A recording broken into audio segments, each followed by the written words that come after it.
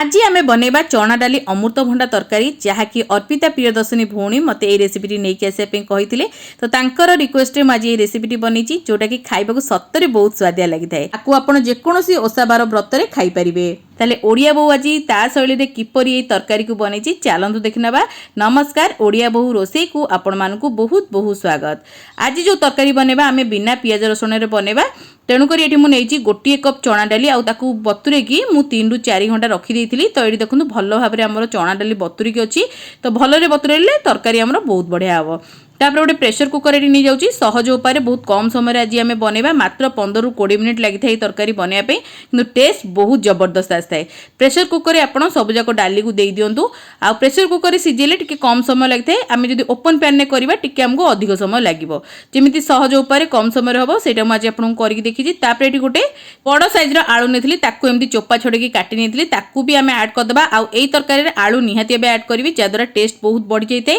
तापर आम आड करवा अमृतभंडा आउे कंचा अमृतभंडा नहीं आउे गोटे मीडियम सैज्र अमृतभंडा को काटिकी मुझे देदेची आलू अमृतभंडार क्वांटिटी पाखापाखि सामान अच्छी ये सब जिनस को दे दिंतु। आउ देखो पानी केते कम देइछि मु पानी बेसी देबेनी जेतिक आपण डाली नेबे बास 1 इंच आपण अधिक पानी दिंतु जेमतिक हमर पनीपरिबा जहाँ भी आम दौचे से बुड़ीकी रहिबो। आउ एडी देखंतु एडी लुण दे दीची स्वाद अनुसार आधा स्पून देइछि आम एडी केवल सिझेबा पई लुण दौचे आधा स्पून देइछि हमर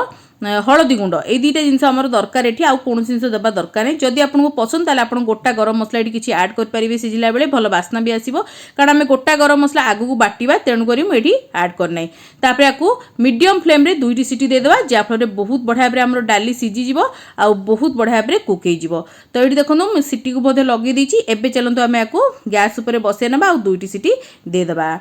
जेहेतु आम बिना पियाज रसुण बनाऊे आम गोटे बढ़िया मसला तैयारी करवा। तो ये टमाटर 3टी नहीं मीडियम साइज्र टमाटर ग्रेवी ये बहुत भल लगी आप चॉप करके भी देपारे किंतु मुझे टिके मो स्टाइल बनाऊँ तो थे आप एमती बन देखो बहुत पसंद आसो आपण पूरा लगे जे आप मंदिर में किसी गोटे भल तरकारी खाऊँ। तापर ये देखो अदा 1 इंच देती आउ ये किसी होल स्पाइसेस माने जमती गोलमर्च 3 ରୁ 4टी 1 इंच दालचीनी 2टी गुजराती आउ टिके नाकू लवंग देती 3-4टी आउ ये जो धनिया पत्र जो डांगो आसे सेटा को न फोपाड़ी एमती तरकारी रे यूज करे मो पाखे थिला तो मुझे यूज करुँची आपन पाखे अच्छी यूज करूँ ना स्किप पूरा करेंगे। तो एतिक जिनस देकी आपन डायरेक्ट बाटी नियंतु एथरे पानी देबा दरकार नहीं कारण आम जो एथरे टमाटर देजे एथरे हमर बहुत बढ़िया भाबरे पानी थाए तो हमर बहुत बढ़िया भाबरे बाटी हो जिवो।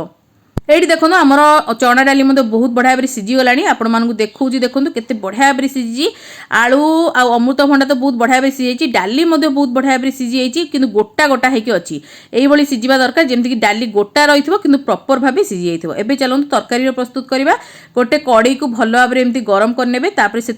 तेल आप जेकोसी तेल व्यवहार करेंगे जेहेतु आम बिना पियाज रसुण बनाऊे तेणुक ये रिफाइन तेल यूज करछि आप चाहिए घी यूज करेंगे। तेल को भल भाव गरम होगा देवा गरम हो गला परे आपण एटी प्रथमे ऐड करंतु 1 स्पून जीरा जीरा द्वारा बहुत बढ़िया बास्ना आसीबो। जदि आप अदा न बाटुचंदी एटी अदा कोरिकी देई परिबे बहुत बढ़िया बास्ना आसी थाए। गोटे सुखिला लंका 2टी तेजपत्र गोटे कंचा लंका को दे दीची जदि आप राग खाया बहुत पसंद करते ताले कंचा लंका आउ 2-3टी काटिकी चॉप करके दे परिबे। तापर आमे जो बाटिकी रखिथिले टमाटर ताको आमे एटी ऐड करबा। जदि आप मसला को बाटिया को न चाहुचंदी ताहले आपण एटी गरम तेल रे होल स्पाइसेस देई परिबे एका बेले के आउ माने अदा को छेचिकी देई परिबे आउ टमाटर को चॉप करके मध्ये देई परिबे। सेमिति करबा द्वारा ग्रेवी एते भलो हेइ नथाय तेणु करी मु एटी बाटिकी देइची जहाद्वारा कि आम ग्रेवी टेक्सचर बहुत भल आसो। तापर ये देखो भल भाव में मसला को दे दिए एठी आम टिके ऐड करवा लुण आगुरी भी आम लुण मिसई चना डाली से ध्यान रखिकी देवे हलदी भी मिसई से ध्यान रखिकी देवे आउ एठी देबा काश्मीरी लंका गुंड जोटा कि बहुत बढ़िया कलर ऐड करवा आम तरकारी रे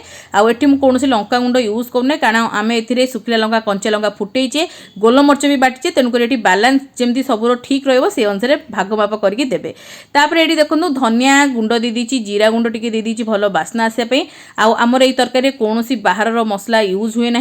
आम घर मसला ही बनवा सब घरे आमर जो बेसिक मसला अच्छी से बनई देखी आ तरकारी देखिए बहुत ही स्वादिष्ट बनी थाए कौन चारमगजर दरकार नहीं काजूर दरकार नहीं पोस्तकर दरकार नहीं किंतु ग्रेवीर टेक्सचर आ कलर बहुत बढ़िया आसो। ये आम भल भाव घोड़ेकी ये माने आपको कषा जमीक तार तेल छाड़ तेल छाड़ा निहाती दरकार कारण टमाटर न सीझिले आमर तरकारी जमा भी भल लगे। देखो ये टमाटर आमर बहुत बढ़िया भाव सीझी आसलानी तेल मध्य छाड़ी आसलानी जेतेबेले आपण घोड़ेकी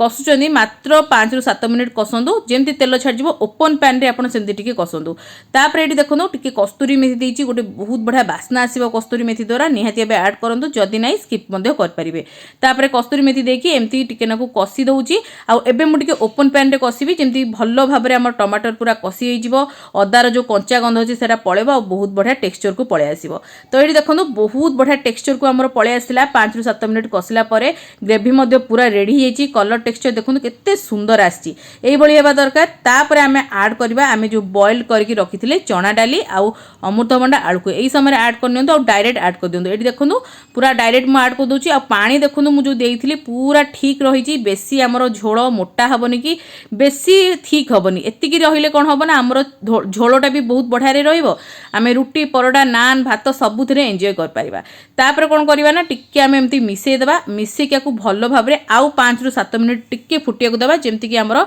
मसलार जो बास्नाटा हमरो चना डाली हैला आलू अमृतभंडा सबुटी पळे आसीबो आ बहुत बढ़िया भाबरे गोटे टेक्सचर को पळे आसीबो तरकारी एबे मु आकु घोड़े देबी घोड़े देकी मात्र 5 रु 7 मिनिट बॉईल करिवि